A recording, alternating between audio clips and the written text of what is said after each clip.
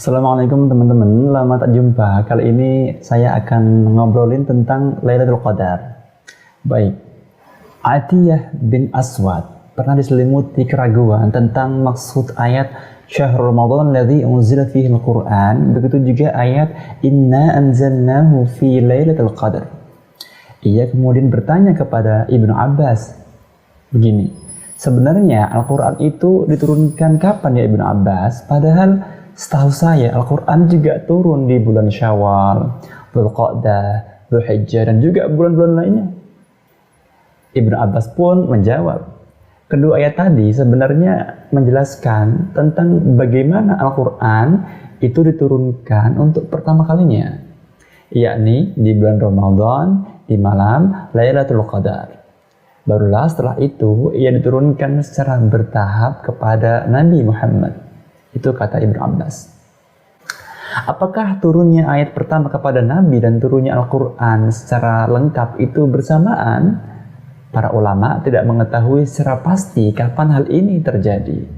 Yang pasti teman-teman, kebanyakan ulama sepakat bahwa Al-Quran diturunkan pertama kali di malam Lailatul Qadar dan bulan Ramadan secara lengkap ya, yakni dari Lauhul Mahfuz ke Baitul Izzah atau langit dunia. Baru kemudian diteruskan dari langit dunia ke kalbu Nabi Muhammad secara bertahap atau tadarrujan selama kurang lebih 23 tahun.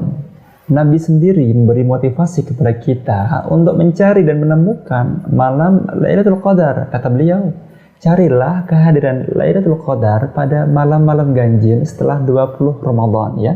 Setelah tanggal 20. Pertanyaannya adalah, apa sih Lailatul Qadar itu? Al-Quran menjawab, Lailatul Qadri khairum min alfi syahr. Ya, malam itu adalah malam yang lebih baik, lebih mulia, lebih agung daripada 1000 bulan. Sebagian ulama memahami bahkan kemuliaannya melebihi 1000 bulan. Di malam itu juga malaikat Jibril ikut turun ke bumi bersama malaikat-malaikat lainnya. Kalau kita mengamati ya teman-teman misalnya, berarti surah Al-Qadar juga menjadi dalil bahwa malaikat Jibril itu tidak pensiun. Setelah tugasnya sebagai penyampai wahyu kepada Nabi Muhammad itu paripurna atau selesai. Mungkin Anda yang tanya, setelah turun di bumi, malaikat-malaikat itu pada ngapain sih gitu kan teman-teman? Jadi menurut Al-Qurtubi, di malam itu malaikat Jibril beserta malaikat lainnya itu turun ke bumi dan mengaminkan seluruh doa yang dipanjatkan manusia hingga waktu fajar tiba. Jadi para malaikat itu tidak mau kembali ke langit dengan tangan kosong. Karena itu mereka silih berganti melihat berbagai ibadah yang belum pernah mereka lihat dan dilakukan oleh penduduk langit. Mereka juga mendengar suara penyesalan ahli maksiat yang lebih dicintai Allah daripada suara tasbih. Para malaikat itu berkata, marilah kita mendengar suara yang lebih dicintai oleh Tuhan kita daripada tasbih-tasbih kita. Seolah-olah ibadah di bumi pada malam ini mempunyai kekhususan tersendiri. Kira-kira begitu penjelasan dari Wahbah Az-Zuhaili dalam tafsirnya Al-Munir.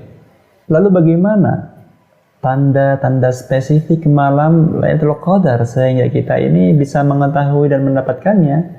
Diriwayatkan dari Abu Dawud At-Talaisi dari Ibnu Abbas bahwa Nabi berkata, Lailatun samihatun taliqah la kharatun wala baridah wa tusbihu syamsu qubihataha dha'ifah hamra. Malam itu sangat nyaman dan terang, tidak panas dan juga tidak dingin. Lalu sinar matahari di pagi harinya juga tidak terlalu terang dan berwarna merah.